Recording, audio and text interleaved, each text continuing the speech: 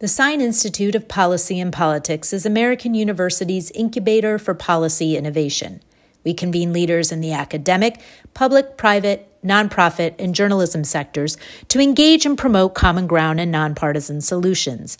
In an evolving world, we seize the opportunity to work on the nation's most pressing challenges through collaboration by experts and top scholars in their field with students in research and scholarship. As part of that goal, the Sine Institute leverages American University's location in our nation's capital, the nexus of government and a growing international business center. We connect diverse perspectives from around the country and around the world with our world-class academics and research, experienced practitioners, and the most politically active student body in the U.S. We stand apart through our focus on the role of business and the nonprofit community in public policy, the rise of the importance of economic regions in the United States, and international policy issues. Our focus is to make an immediate impact at the intersection of policy and politics that leads to real and lasting change. Thank you for joining us as we convene, communicate, and collaborate.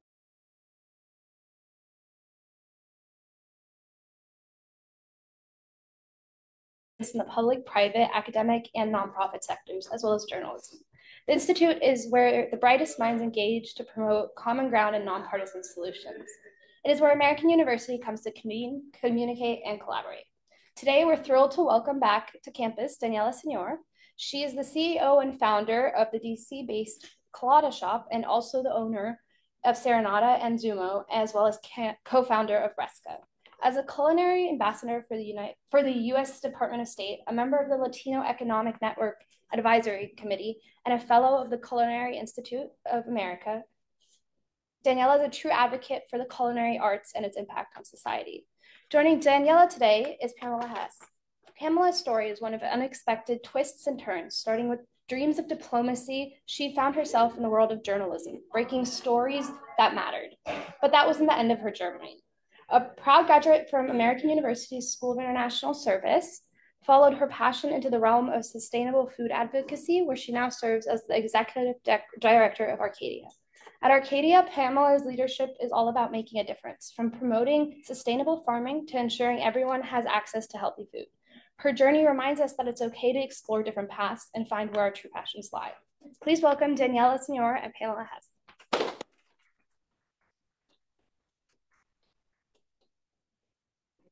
All right, perfect. Hello. Hi, guys. I'm Pam, and with a nice tight group, I'd like to hear a little bit from you guys. Like, how many of you are graduating seniors? And right now, are you just terrified, or are you feeling good? Yeah, it's a rough time, right? And other folks, juniors, sophomore, freshmen. Oh, right on. You guys are getting way ahead of it. Yeah, and is there anybody here in the business school, or maybe just shout out your schools? Right on. Right on. Okay. That's what we do here. Graduate of SAS. And we were just chatting over on the side and coming back, it brings it all back. Like this time of year, my senior year, I graduated in '89. I was terrified. I had to leave a concert that I was at because I just could not focus on Elvis Costello. And I just left after having, spent a great deal of money on the tickets. You also mentioned this time of year being, your senior year being challenging for you. Yeah, no, it's, I think it's really a culmination of so many things and so many changes, and it's nerve-wracking for, I feel, everyone. There's just a level of uncertainty. And even if you have it somewhat figured out, it's a big life change. Yeah. And you went to the CIA. That's what your undergraduate was. Yeah. And to be clear, it's not, because we know we are in DC. It's the Culinary Institute of America. At the State Department, they had to take that away from my bio because everyone was like, what do you mean the CIA? It was literally a thing. They had to tell me like, hey, we're not naming it that. We can't do that. He said they're freaking out. I'm like, okay, no. Very funny. And so, so take us back to you're getting ready to graduate. What are the decisions that were in front of you, and how did you approach them? How did you make them? I think at that time I was having so many interviews. I feel like, so many different companies. I've always liked to prepare a lot, right? So I was doing a lot of research of these companies, some of which, if I got the job, I wouldn't even know where I was going to, because there were like large hotel companies that were like, well, we'll place you wherever we feel like placing you. So it was pretty nerve-wracking, you know, preparing for all these interviews. Some of them were very expensive. You know, I remember the job that I actually took ended up being 7 interviews. What job was that? At the Four Seasons Hotel. So yeah, so it was like 7 interviews at, you know, different people within the company, at, you know, from HR, but management, like all over the place. And but yeah, I traveled for some, like preparing as well, like staging. So like going into restaurants at that time. I remember going to restaurant in Nashville. I had another one in New Orleans. So it was really like all over the country for me. And, you know, that piece was actually pretty nerve-wracking. It's just like, okay, it's not only the job, but then the job is tied to like me lifting everything that I had somewhat gotten accustomed to for the last 4 years. So like for me, that was very difficult to begin with, because, you know, coming from Dominican Republic, moving to New York, it took some adjustment, you know, and I felt like I had to do that all over again when moving. So I think that was probably my main source of anxiety. Right. Can you explain to folks what staging is if they're not in the culinary world? Sure. Staging is you basically go and like trail. So you spend a day or a couple of days within that establishment, seeing if it's a good fit, basically. So you help out with some things, you meet different people. You kind of get a taste for the organization and see if it's, you know, a good fit both ways. And it's, I think, I know it used to be, and I'm guessing it continues to be, like very much a boys' club still. Oh, yeah. And so what was that? How did you navigate that space? Because I think so much of, you know, for all of the great changes that have happened, so much of what these folks will be stepping into is still, it's a man's world. As well, on the culinary world, it is still very much a man's world. Say unfortunately, because, you know, most of the food systems are actually, you know, foundationally built by women, but you know, it's still ends up being a lot of men in leadership positions. So when you're doing, most of these interviews are with men, and not necessarily seeing people that look like me through that process. So I think that also added a little bit of you know, anxiety, but it also, I think, affected my decision making ultimately. Like when I went into these organizations and did these stages, I was looking around, like, you know what I mean? Like I had already kind of done that while I was in New York, and part of my externships and working through school, of just like being the only woman in the kitchen, and, you know, or in the room, or, you know, and I, you know, in the places where I could, because ultimately at, you know, the hotel where I ended up taking the job, I couldn't, because I took a job with an organization and then they placed me. But I really was looking around to see that the diversity in the room, you know, kind of some a little bit of equality gender wise. So I took that into consideration and where I wanted to go. But it's definitely, you know, it was an intimidating process. But I never let that stop me, really. What lessons did you learn in those early days when you started working in what is generally a male-dominated space? Like, what could you tell us, especially the young women in this room, that they need to keep in mind, or hot tips? Well, I think for the young women, I would say support each other. That's number one. You know, I think one of my biggest lessons early on, honestly, was actually I saw a little bit more hostility from women than from men. Interesting. And the reason being is because the system was created so there was only one woman in a position of leadership and powers, which created this honestly catty environment of like, who's the survival of the fittest, who's gonna be the one, right? And it wasn't instead of honestly the women helping each other, they were putting each other down, because they saw it, well, you know, I need to kind of get the other one out of the way. And I really hated that. It was not a great experience, quite frankly. You know, my first job out of college was a complete fail. And I'll say that much. Like I moved here. That's why I moved to DC. for that job. And tell us what that job was. So I said at the Four Seasons Hotel, so in Georgetown. And oh my God, what was the fail? I think all of it.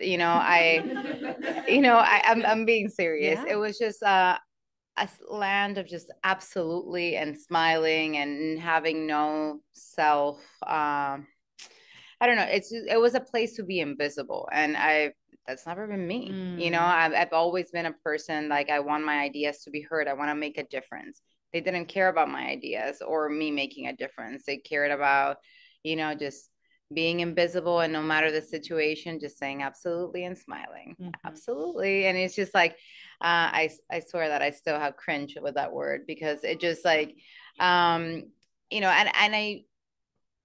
I remember when I left that job very suddenly. I shouldn't probably be saying this in career day, but I threw my keys at the floor and walked out. What was the straw that broke the camel's back?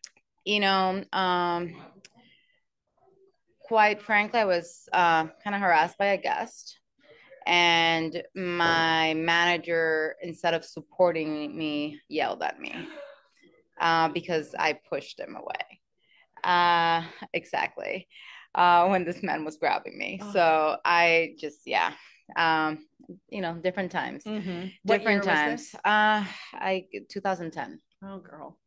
I'm from the Anita Hill years, so. Yeah.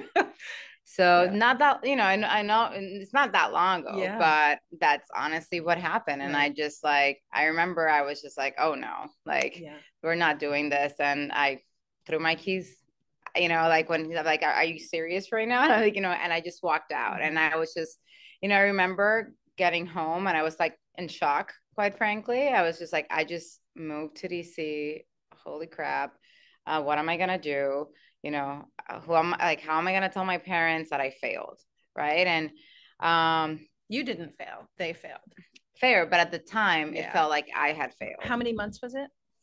I was not there even 3 months. Wow. Yeah, it was like 2.5 months in, again, my first job out of school. And I was just like, I honestly remember after that, sitting in bed and not getting up for a whole week. I was honestly in just a state of shock. And then I snapped out of it and actually called back my career counselor at CIA.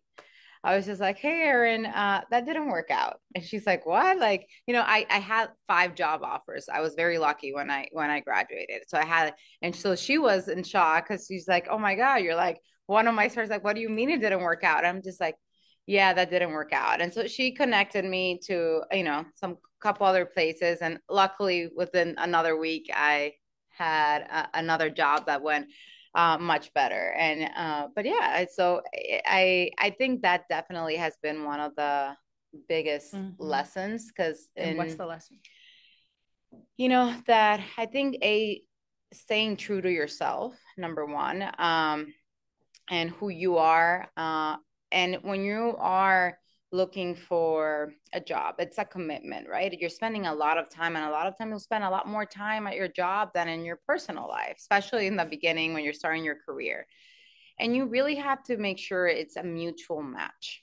I think I was very caught up in the prestige of it, of oh, it's the Four Seasons Hotel, it sounds fancy, and it's it's luxury, so I was caught up by how people perceived the organization, but rather my fit within that organization. And even I think as I was interviewing, because I'm a good interviewer, so in that regards, in my preparation, I studied so much that I told them what they wanted to hear. But in reality, I don't think I was true to myself with the answers I was giving them.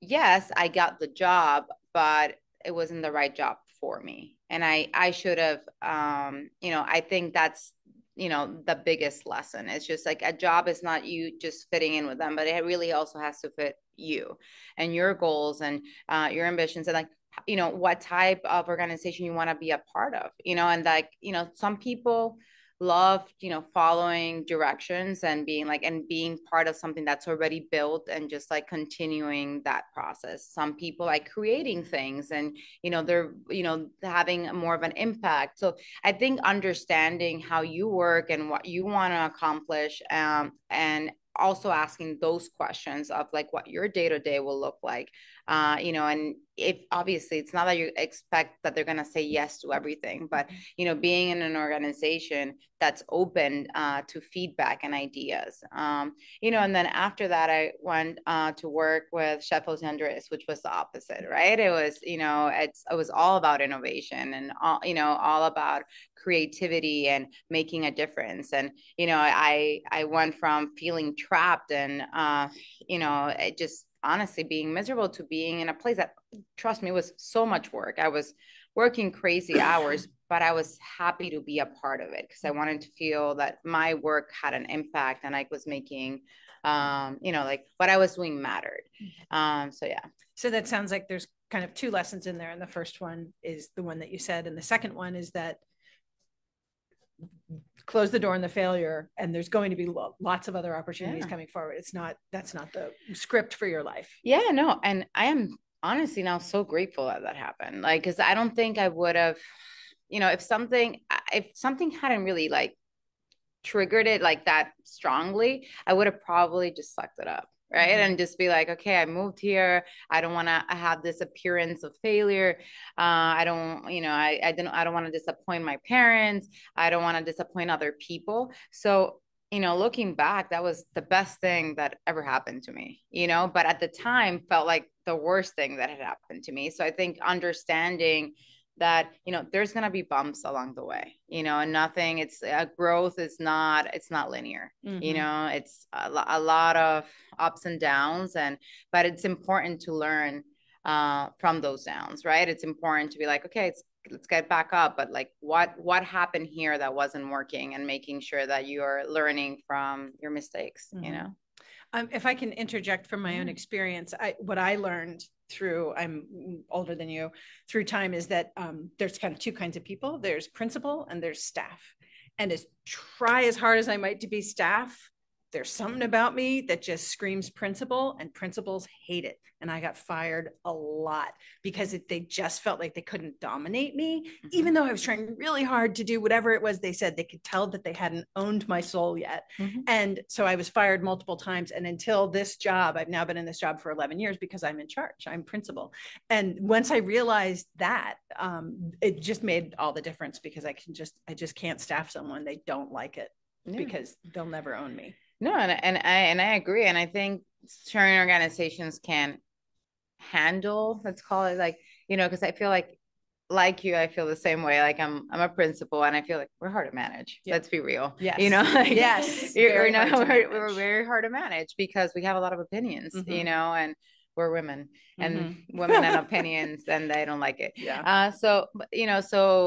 And I get the sense also they're probably outspoken, mm-hmm. and it's just like not letting things slide. So I agree with that, and I think that's, even though I was difficult, because I recognize I was in a way, and I would have probably in a corporate setting been a lot more successful, like, because like I can tell you this, I delivered, right? Like, and further in jobs, even with like Jose Andres Group, like I would deliver in numbers and results way more than everyone else. Mm-hmm. However, mm-hmm. I was not easy to manage, mm-hmm. which also then created some tensions, and later on, because mm-hmm. it's just like, no, I'm not just going to do what you tell me to do. Like, it just doesn't, that's not how we function. Right.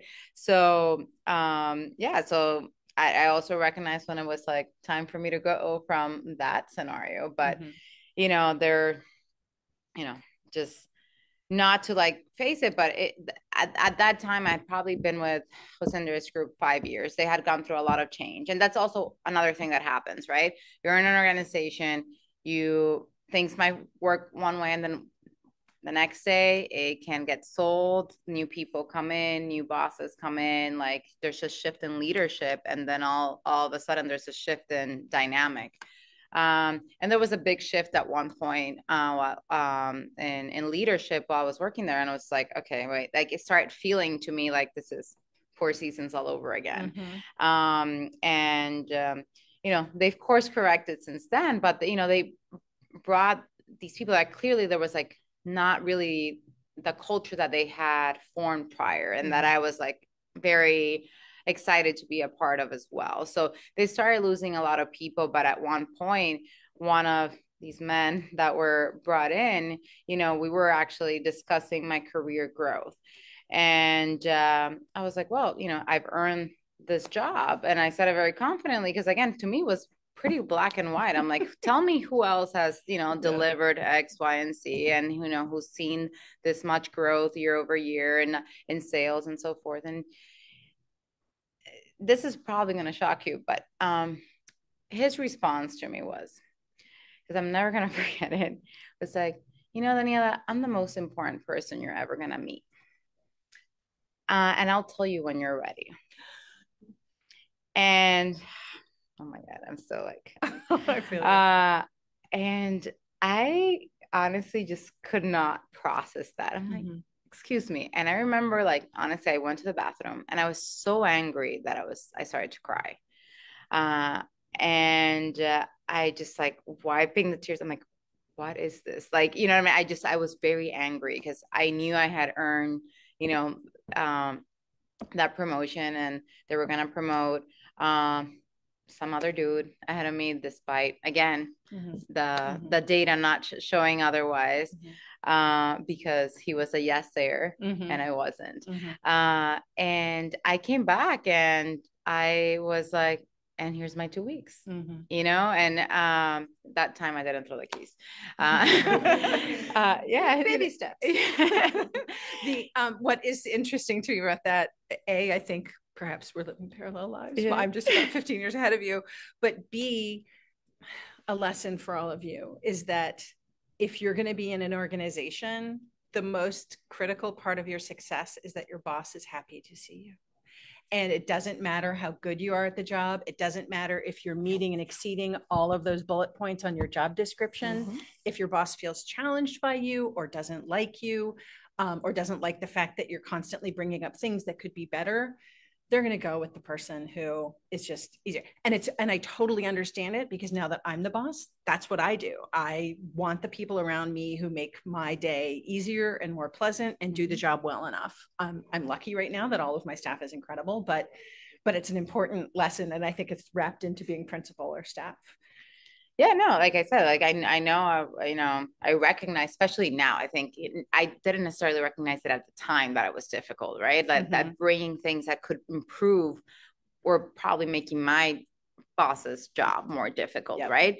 So I just wanted things to be better. But there is, I think, with career growth and experience, you also learn to know when to speak up and know when to, what battles are worth fighting. Exactly. When to keep quiet, and and I understand, like also, bringing solutions to the table. And I remember at one point, because before that little scenario, but with Ocean Group, and before that, the change of leadership, I was still like, like, you have a lot of ideas at this point, just ask for, if you have to ask for forgiveness rather than permission, go for it. Cause I was like constantly like trying to, shift the needle. Like, and ultimately I was creating more work for them. So it was just like, just do your thing, but don't mess it up. Cause then you have to like ask for forgiveness. But I don't know. I think it's, I had a fantastic time, and looking back working with that company, but it also came to an end, right? And it's important to recognize when that time happens, and it's just, again, it might not be you, it might be them, it might be a combination, it might be a misalignment, it might be the fact that you've outgrown, your role, and there's no further career path, like a straight career path for you, or your life has changed and your interests have changed and you want to learn other things. But I think it's important to know, and also to recognize when your time's done. And so what was your next move? Like, did you next step into owning your own business? Not immediately. I was trying to, so I actually went back home thinking, I'm like, you know what? I'm gonna now go back home and open restaurants in Dominican Republic. And honestly, weirdly enough, it felt like every door that I tried to open while I was like back home kind of kept shutting in my face. And I was like, okay, I guess I'm going back. And I took a job with Fig and Olive. They hadn't opened here yet. They had a number of restaurants in New York, and they were planning to open. And in that role, I was able to kind of go back and forth between New York and DC, which I kind of love because I love New York. And I took that job, but I was already over being staff, so I took that job because I needed the income, but simultaneously started really planning out my next move. And what inspired, what was this great inspiration? Was it like, I just want to own my own business, so let me look at what the market will bear, or did you have some real spark? I think I knew I wanted my own business since I was very young, at 13, I guess. Yes. So I started my own business at that age. So I kind of had experience, obviously, in a different country, in a different scale, at a very different age, entrepreneurship. And I guess, I knew I wanted to call my shots. So, and I really felt that it was time. I had spent a lot of time working for other people, learning different areas of the business, right? One thing that I didn't mention, but I do think it's worth mentioning because I think it's very crucial, was the fact that I was always doing more than my job.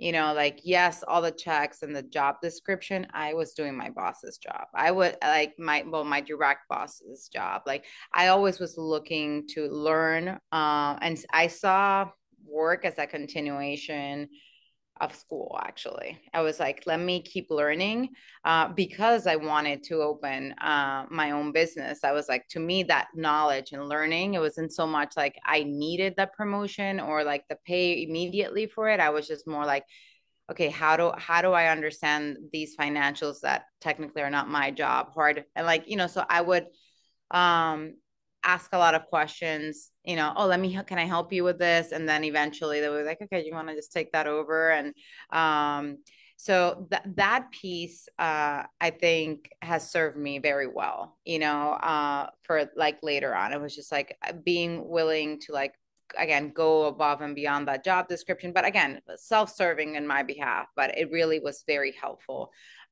for me. But I think the inspiration, again, I felt I was really ready, and I didn't want to like just feel like I was executing someone else's vision. So what was that vision that you felt like, this is filling a niche that nobody else is filling?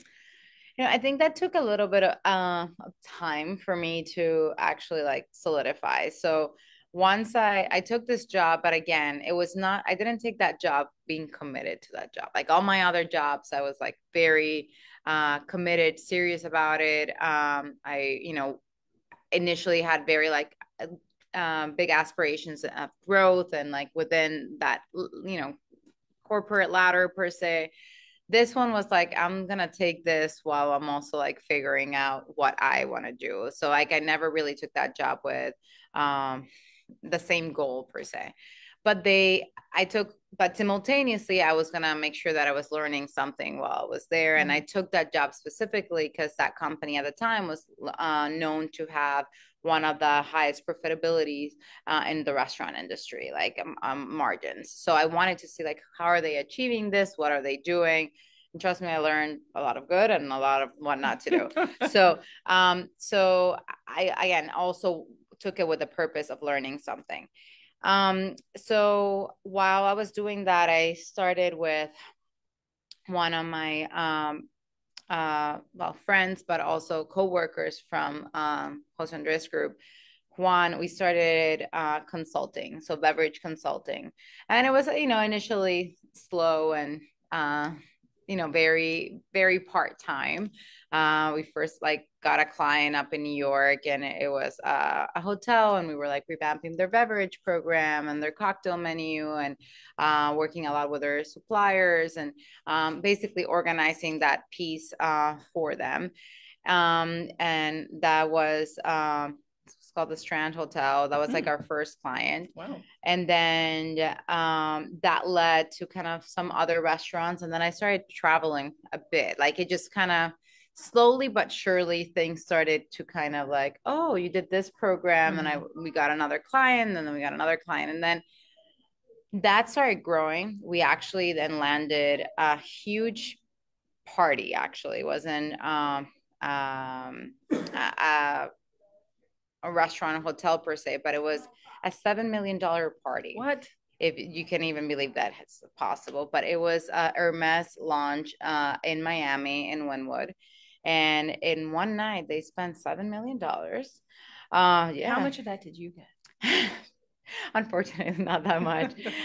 So I had to, we basically built 6 restaurants that were going to be open for one night, and the beverage programs within that. And it was, a massive like operation to get this, to the level of Hermes, right? Like it was a lot of detail. And honestly, when I took that client on, I was like, okay, kind of have to make a choice here. It was because I couldn't stay like working. I had to be in Miami.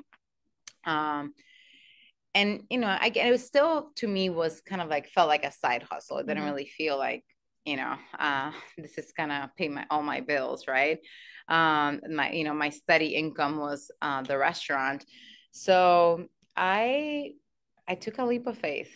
I really did. And, I probably had enough money in my bank account to pay for 1 month of rent. And I'm like, it's all going to work out. And if it doesn't, I felt like I was lucky enough that someone was going to hire me, right? I was just like, okay, if it doesn't work out, I know I'm really good at what I do. So someone, will hire me. So yeah, luckily I haven't had, to have someone hire me again. But yeah, that was kind of like the event, I would say, that made me kind of jump in. So I stayed consulting for a while, and then we took actually some beverage brands like from Spain and Mexico. So a mezcal, a gin, tonic that then we were distributing through the US. And honestly, it was fantastic job. I loved it. I got to travel all the time, throw parties. And I don't know why I decided I wanted to open restaurants, but I did. I did, honestly. It was just like, what was I thinking looking back? It was a great time. But I think I always had this dream that I was gonna have a like brick and mortar. Yeah. And originally that brick and mortar idea was, I was working with a lot of beverage, and, even though I have a culinary degree, I also am a sommelier, and I spent a lot of my career with Jose Andres in the beverage space. So just kind of tie it in, just sort of like where this is coming from.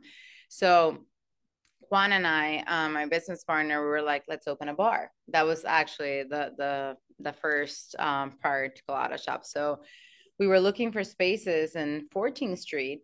And originally we were going to open a bar, a speakeasy bar, in the basement of where currently Colada shop is in 14th. And we had this little space, and I'm like, well, what are we going to do with like as a cover up, for the speakeasy? The cool speakeasies in New York always had like a little storefront or something that was actually like active and engaging.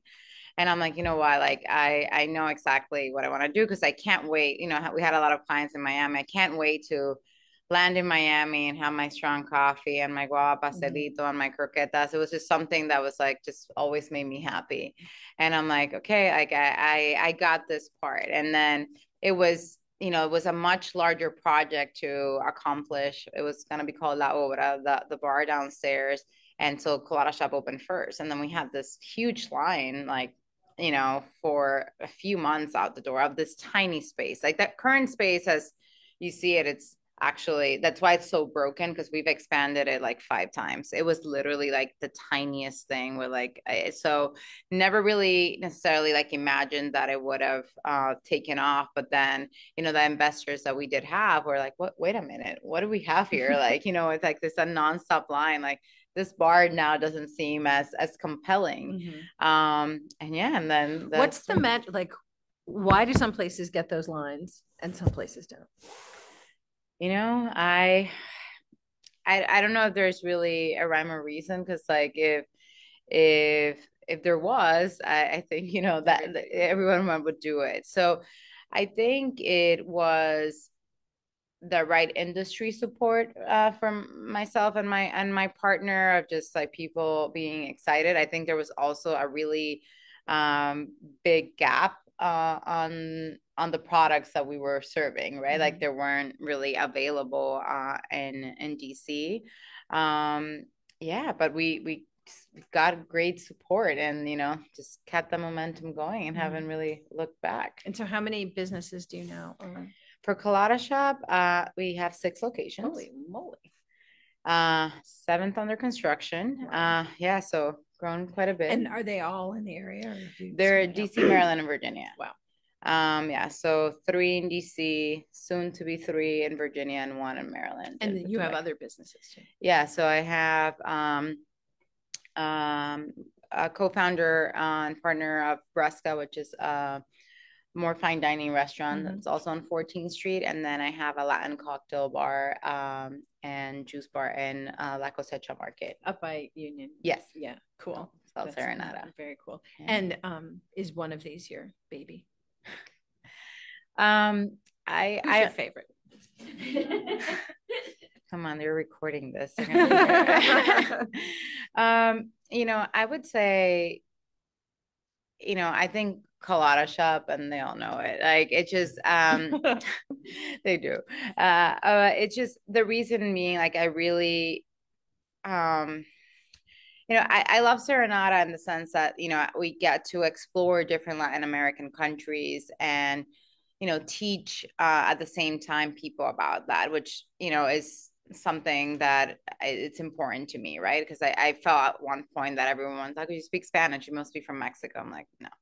You know, so like I wanted to make sure that through something fun, aka cocktails, we would be able to like teach about the differences in different countries of Latin America and the Caribbean. But with Colada Shop, you know, for me, it's really changing the spectrum. So I would ultimately kind of get upset the fact that all Latin businesses at the time when we started, like, were all holes on the walls, right? Which is delicious food, amazing people, but they're really businesses ultimately like serving for more as like paychecks to the people that own them and are not really elevating people's experiences or perception of what Latin America and the Caribbean are. And it bothers me that people are okay like paying for a crepe $11, but, you know, are like, you know, bitching about a $4 taco. Like it's just like, well, you know how much effort actually goes into making this taco, or like making, you know, like so like I wanted with Colada Shop to be able to provide a space that was beautiful, that was ultimately, you know, people were taking photos and like, you know, yes, I'll use the term Instagrammable, but it ultimately is to change that dynamic. It's to, you know, yes, we are worthy. Yes, that's not what Latin America is, you know, and again, I'm not trying to disrespect or criticize those smaller environments. It's more, I just want people that haven't had the ability to travel outside or go to those countries to know that, well, it's a lot more than that. And there are beautiful spaces and beautiful food, and we are worthy, and we're also worthy of your dollars, you know, and it's, you know, it's worthy of being a business and not just becoming, you know, a family operation, and that barely, you know, equates for a living wage. So I think, you know, with that also, Colada Shop, we've had very much the mission of hiring a lot of immigrants and women, and so it's just I love the dynamic that we've created within the company. So I guess that's why it's like my favorite. What's your go-to cocktail there? My go-to cocktail, well, right now, the guava Negroni.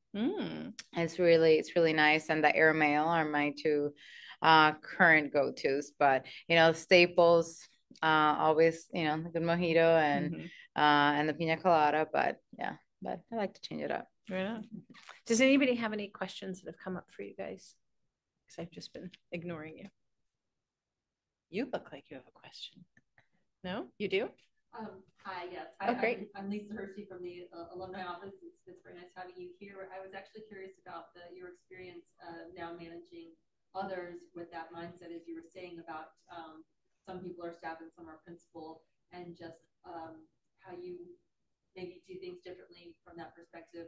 If you see someone that might have that sort of reminds you of yourself, how you handle those people that you have said, use the word difficult. I don't want to use that word difficult, but had that sort of energy and enthusiasm and ambition.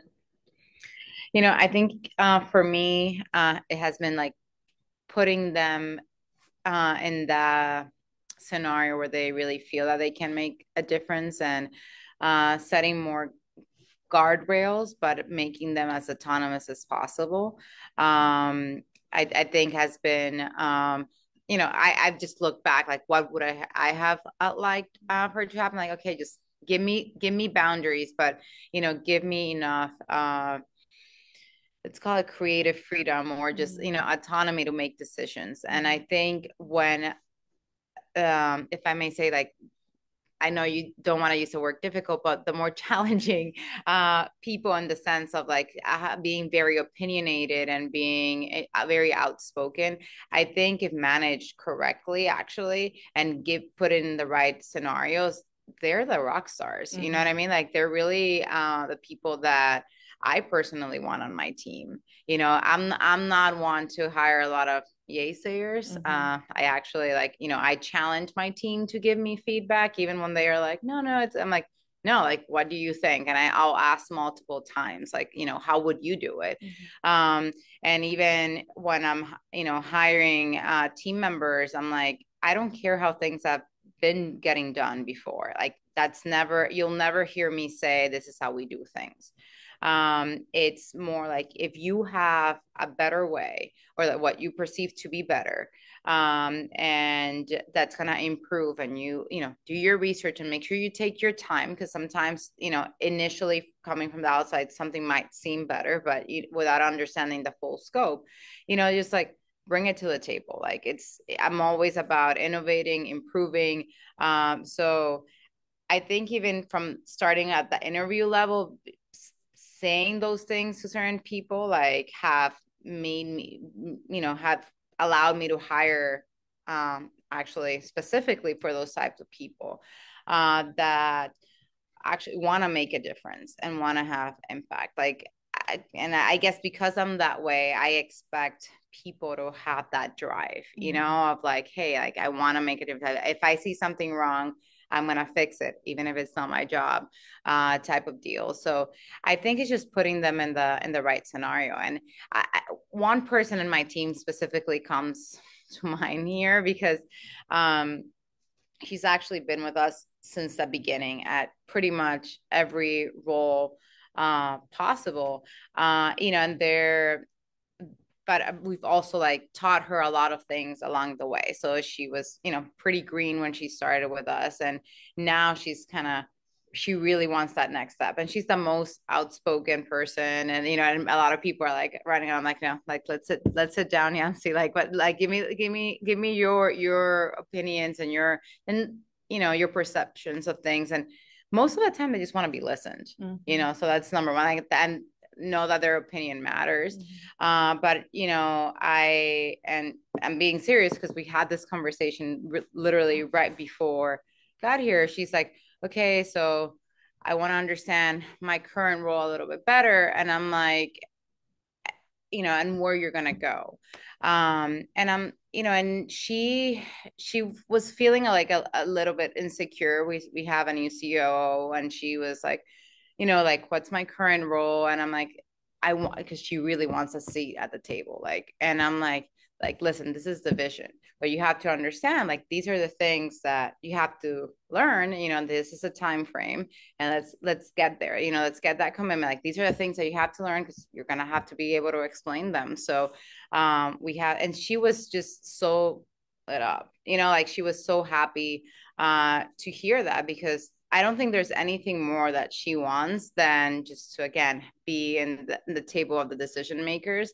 And she's earned it, but there's also still some growth that she has to do to be able to accomplish that. So I think it's providing a pathway, listening along the way, and, you know, just kind of supporting that, the funness along, because again, sometimes they're difficult. They are. It's just like, okay, you know, I hear you. We can't do it that way today, but you know, I appreciate the feedback, you know, and thanks for bringing it up. And so, you know, noted. So it sounds like the biggest difference would be not feeling threatened by that kind of personality. Yeah. And yes. Also, Pam, if you have any experience. Yeah. I have a lot of people like that on my team, and it's, for me, it's definitely guardrails. It's making sure that they know what the outcome I want is, and they can innovate ways to get there.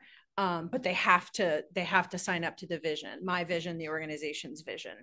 Otherwise, they're undermining the work. That said, I believe very strongly that if a person has a lot of responsibility, they need a commensurate amount of authority, and they need to know that they have the power to make decisions. Because the worst part is feeling like I have to do all of this work, but every time I have to stop and ask for permission to take the next step. And so I want to unleash my team to do their best work, knowing what the area is where it's up to them to make the decision about, and also knowing that I might not agree with the decision and I'm not going to undermine it, but I'm also going to be checking in with them pretty frequently to be like, tell me what's going on and what's that decision and why did you make it that way? And then as long as it's, I read we just did a management week in January to really sort of think through these things. And there somebody, I can't remember who it was, but somebody gave us a great, must have been like a YouTube video or something that we watched, but if it's a decision that can be undone, it's all theirs to make.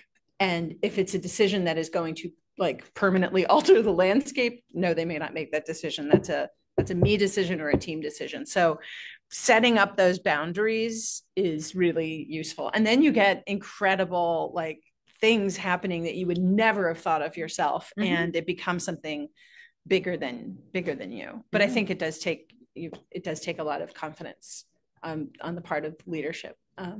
But yeah. Yeah. And I guess that's the crucial piece of just not being threatened by that, you know, and just and also not receiving it as such, you know. I always try to also set expectations, like we can't move all the puzzle pieces at the same time. Mm-hmm. You know, like there's a lot of work to do and a lot of change. It can't all happen at the same time. So we need to prioritize. So like some things might happen now, some things might happen later, or some things might get reprioritized. So I think one thing that has been for me very helpful with that type of personality has just been being incredibly straight up. Mm-hmm. Just like I call it how it is. Mm-hmm. You know, sometimes you might like it, sometimes you might not, but like, you know what I'm thinking, I'm not, you know. Mm-hmm. And I think ultimately most people on my team appreciate that, you know, that I'm just like, I'm not sugarcoating it, you know, this is what we have in front of us. And yeah, so. I think there's another piece to this, which is also explaining to people why, like, why can't we just do this right away? It's not that you're shutting them down. Mm-hmm. It's that has a real budget implication. Exactly. Or it's going to mess up some other plan that we have for like the following week. Because I think so many times people of real talent and intellect are kept in the dark, and then they just feel like I have so many metaphors, like birds beating their wings against a cage. And if you just tell them why they can't do it, then suddenly they can fly free. No, it's true. That creates so much frustration when, you know, people with ideas are just, again, told no, shut down. And again, when you're in you have, they don't have the full, you know, view of what you're dealing with and the entire organization. So like explaining those things like makes a world of a difference and I for me, that's being like straight up of just being like, hey, like I can't because of this. And I sometimes see other people in leadership in my team not be that way, and the same message gets received very differently. So like they might go first and like, oh, they're not happy, and then I'm like, okay, let me talk to them, and then I'm just like, hey, like this is what's going on. This is why we can do that, or why we can do it right now. And like I think it just changes the tone, because in my opinion, people, it's not that they make up things in their head, but their perception is their reality. And that, and if they're perceiving something, it might be it couldn't be sometimes the furthest thing from reality, but still their reality, and that changes their dynamic of how they're viewing things completely. So yeah. Transparency is so important, especially in your business with small margins, where if one bad thing goes wrong, everybody will freak out, and people pick up on it. They can tell when there's like stress behind the scenes and you're not telling them about it, and they fill in the blanks with like the worst possible interpretation. Yeah, that's pretty rough. So did you have a mentor, or have you done this just bare knuckled? I haven't really had like a mentor per se. Like once I started my business, I think Jose has been a big supporter of mine, but I didn't really have like a mentor necessarily. You need one. So what do you wish you had done differently at any point? At any point, honestly, stop and enjoy it a little. I think I've always been so focused on what's coming next that at times it's just gone by so quickly, and haven't stopped and smelled the roses. And I think it's important. I think as I've progressed, it's kind of like something that I have to do intentionally, because it doesn't come innately to me. So it's just like, okay, there's always a million things happening tomorrow, but let's just stop right now and just like celebrate this moment. So I think that piece has been one that I guess I regretted, just kind of like, hey, like stop and enjoy it, because if not, it just, it's all work all the time. And, so otherwise, honestly, I don't think even my mistakes, I don't really, and my failures, I don't really necessarily regret them, or wish I would have done them differently, because they've taught me lessons, right? And have made me like evolve and grow. So I think they've been valuable. What would you like to go back and tell 13-year-old self starting her business? Brace yourself. It's gonna be a roller coaster, but you're gonna make it at the end. I think it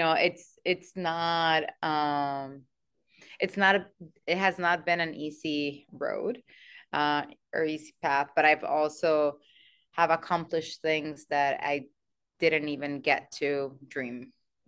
So beautiful sentence.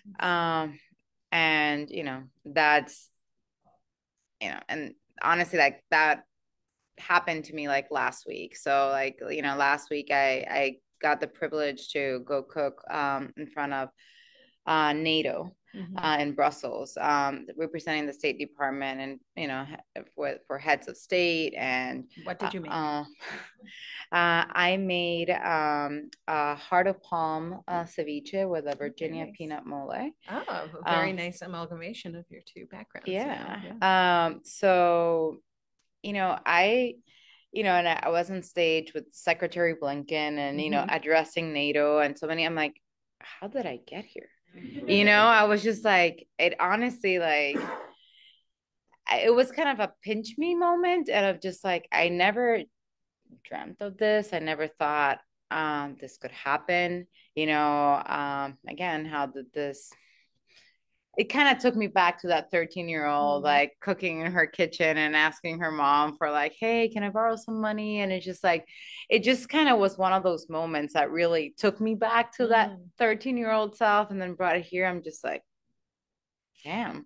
I'm like, somehow, like I somehow I'm here, and like, it's more than food. It's more than cooking. It's really like important conversations, like that ultimately are changing the world through diplomacy. And I was just like, I don't think I'm really bad at stopping and enjoying the moment, that for the first time I was like, I'm really proud of me. And it was just, so I think you don't know where, life's going to take you. That's the truth. Like, again, it's not that like I did one thing that got me here, or I think the one thing that I could say is that I've worked very hard and very intentionally, and I've always tried to do better, right? Do better than what was taught to me, do better than what was around me, and I knew that I was not in.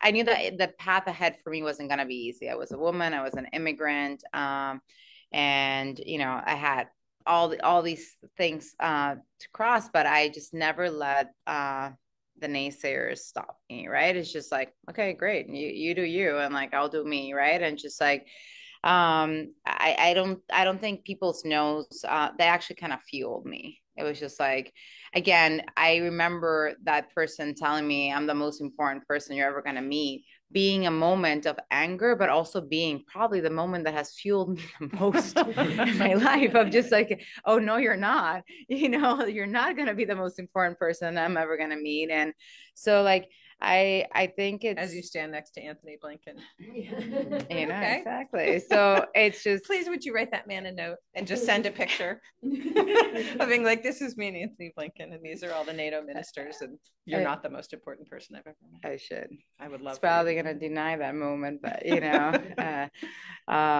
yeah. So I don't know. I think it's just keep whatever path life takes you, just be your best, be the best that you can be. And don't, there's a lot of no's in this world, a lot of rejection, a lot of, not only like from jobs that you might want that might say no, or promotions that you might want, but again, they might serve you for something else or fuel you for a greater purpose, so learn from the successes and celebrate them, but also learn and grow from what at the time might be perceived as failures, and just use them as opportunities to fuel you to be better. Yeah. I think words for you all as you go forth and sort of listening to what you've said is that there isn't a path to success. There is your path. And it will not look like anyone else's. And when you start trying to compare it and compare yourself to your peers as they go through, you're going to get to this point in your life and look back and be like, aha, like everything connected. And I turned all of that into gold. And you can really derail yourself by comparing yourself to other people and the path that they're on, because it is just not going to be the same. Yeah.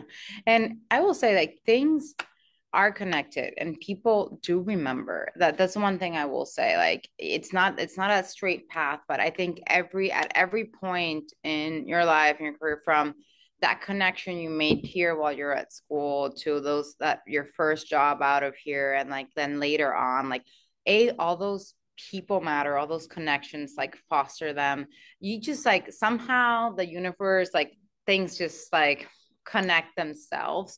But it's kind of crazy to me, like how, like looking back, some of those early on connections have like had a great impact later on, and people like, have asked like, oh, do you know this person? And then like that, having a great memory about it, like then goes a long way, even if it happened a long time ago. Or it can be the other way around, like, oh, you worked with this person even if it was 20 years ago. I was, oh, well, no thank you, like.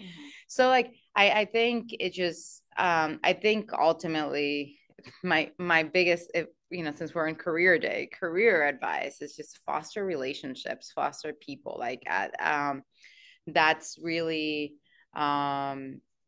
yes, what you learn, but connections and people are ultimately what help you to get you to where you want to be. And the best thing that you can do is to connect other people to other people, because they remember who connected them, and then you become sort of the part of this constellation of stars. Yeah. So, No, it's true. I think, are we at an hour? Yeah. Well, thank you so much. You're so Thank interesting. you. And I have not been to Colada Shop, but I'm definitely Okay, going. we got to change this. I'll ride down this weekend on my bike. Yeah. Executive Director of the Sine Institute. I want to thank you both so much. Danielle, we are so proud to have you as a fellow with us this semester. Pamela, it's been great to get to meet you and to know that we have such talented, incredible alumni connected with American University, and for you to take the time today, we really appreciate it. I do want to thank two entities that this doesn't happen unless they're involved, and that's the AU Career Center, who has partnered with us on this program, so we're very proud to be partnered with them. I will say, as an Eagle, my very first political job in DC, I got through the Career Center. So I'm a big proponent of like, go check it out. There's a lot of help there, but there's also a lot of information. I will also say that the alumni department has been absolutely incredible, an incredible partner. They get us and connect us with incredible speakers, but they're also an incredible resource to you. And you shouldn't wait till after you graduate either. There's a lot of things available. One of the big things that everybody should be taking part of is Alumni Fire. And if you're not familiar with that yet, it connects and gets help and builds lasting relationships. It's a way to connect with alumni who have already expressed interest in helping others. So there's a built-in membership part of Alumni Fire that we've got to get involved with. And members' profiles include info about what helps or services the alumni are willing to do. So as the team likes to call it, it's not a cold call. These are people who want to help, so get involved. You can sign up there. We have team members here right outside the door to help you today for those in person, for those who aren't in person, but for all of those joining us online and who will watch this video on YouTube, you can go to american.alumnifire.com and they will be willing to help you. But these are all, one of the things I'm really proud about at American University. They have incredible resources, not only for you to learn here, but for you to grow and expand and build your career. We are so excited. We look forward to staying in touch with you, Pamela. You're now a part of the Sine team too. Careful about what you agree to help with. Daniella has, we've got a great program that we're taking some students specifically to visit Colada Shop. So Pamela, we look forward to seeing you at Colada Shop someday. And we want to thank everybody for being engaged in the program. And again, don't forget to stop and talk to the alumni team that's here, and make sure to go online if you can, if you're not joining us today in person. So thank you. I know it's a tough time in this semester too, so good luck to all of you as you're doing the work in the final weeks. So thank you again. Thank you so much. I have eaten the press.